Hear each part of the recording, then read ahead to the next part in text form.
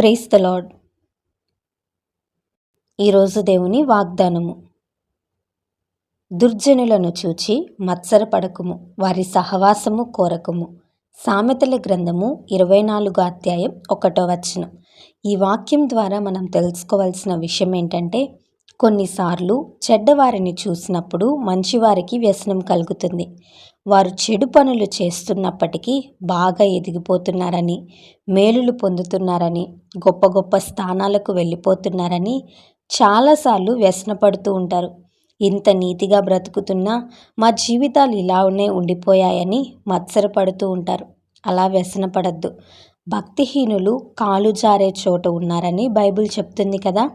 వారు ఎదుగుతున్నట్లు కనిపిస్తున్నా హఠాత్తుగా నాశనం వారి మీదకి వచ్చేస్తుంది. వారు వెళ్ళేది నిత్య నరకానికి. యుగాయుగాలు వేదనకు వారు గురి కాపోతున్నారు. వారిని చూసి మనం బాధపడాలి. వారి కొరకు మనం ప్రార్థన చేయాలి.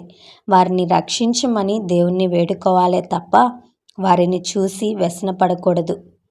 ఈ లోకంలో ధనధాన్యాలు, భోగభాగ్యాలు శాశ్వతం కావు. వారి సహవాసాన్ని కూడా నీవు కోరుకోవద్దు. వారిలా ఉండాలని నీవు కోరుకోవద్దు. నమ్మకత్వం కలిగి, యథార్థత కలిగి, నీతి కలిగి జీవిస్తే ఏదో ఒక రోజు దేవుడు నిన్ను హెచ్చిస్తాడు. నీతి మార్గంలో జీవిస్తున్న నిన్ను హెచ్చించక దేవుడు మానడు, దీవించక దేవుడు నిన్ను మానడు.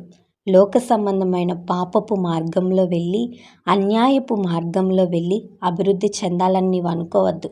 అలా చెందటం కూడా మంచిది కాదు. నీతి మార్గంలో జీవించి అభివృద్ధి చెందుదాం. దేవుని ఆశీర్వాదాలు, దీవెనలు పొందుకుందాం. అటువంటి కృపా పరిశుద్ధాత్మ దేవుడు మనందరికీ దయచేయునుగాక. ఆమేన్.